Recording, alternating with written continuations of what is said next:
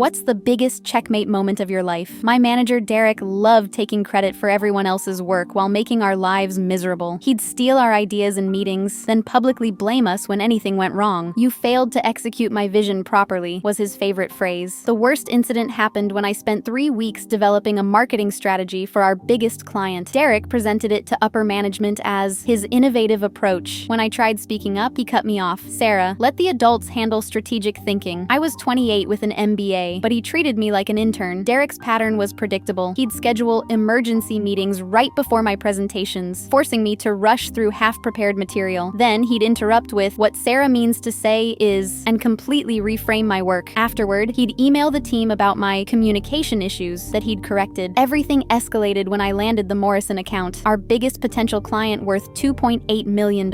I'd spent months building this relationship, working nights and weekends. Derek barely knew Morrison's name, but the day before my presentation, he announced he was taking point. "You've done good groundwork, but this requires executive-level finesse," he said smugly. "You can assist with administrative tasks." That's when I started documenting everything. Screenshots of emails, recordings of meetings, timestamps proving my authorship. I created a private folder with every stolen idea, every condescending comment, every credit grab. Derek's fatal mistake was the Morrison presentation. He took my entire pitch deck and presented it word for word, but he'd never actually read it carefully. During Q&A, Morrison's CEO asked about third-quarter projections. Derek confidently explained completely wrong numbers, mixing up data from a different client. Morrison looked confused. "Those figures don't match our preliminary discussions," he said, looking at me. Derek's face went red. "Sarah handled the research. Perhaps there was miscommunication in her data collection." I spoke up calmly. "Actually, Mr. Morrison, the projections Derek presented are from the Henderson account. Your actual projections show 23% growth, not 12%. Derek tried laughing it off. I was testing everyone's attention to detail. Morrison wasn't buying it. The meeting ended awkwardly. The final straw came when Derek got promoted to senior director, largely for his exceptional work on Morrison. The CEO scheduled a company-wide celebration of Derek's innovative client strategies. I made my move. I emailed the entire leadership team with chronological evidence of Derek's credit stealing, email threads proving I developed Morrison's strategy, voice recordings of him claiming my work, side-by-side document comparisons with timestamps. The response was immediate. 20 minutes into his promotion ceremony, Derek was called out. I watched through the conference room glass as he met with HR and the CEO, both holding my evidence. Derek stormed past my desk an hour later, face white with rage. "You just destroyed your career," he hissed. Behind him walked the CEO. "Actually, Derek, you destroyed yours." Derek was escorted out that afternoon. I got his promotion, his office, and a formal apology. They implemented new policies requiring project documentation. Derek's LinkedIn still says he's pursuing new opportunities.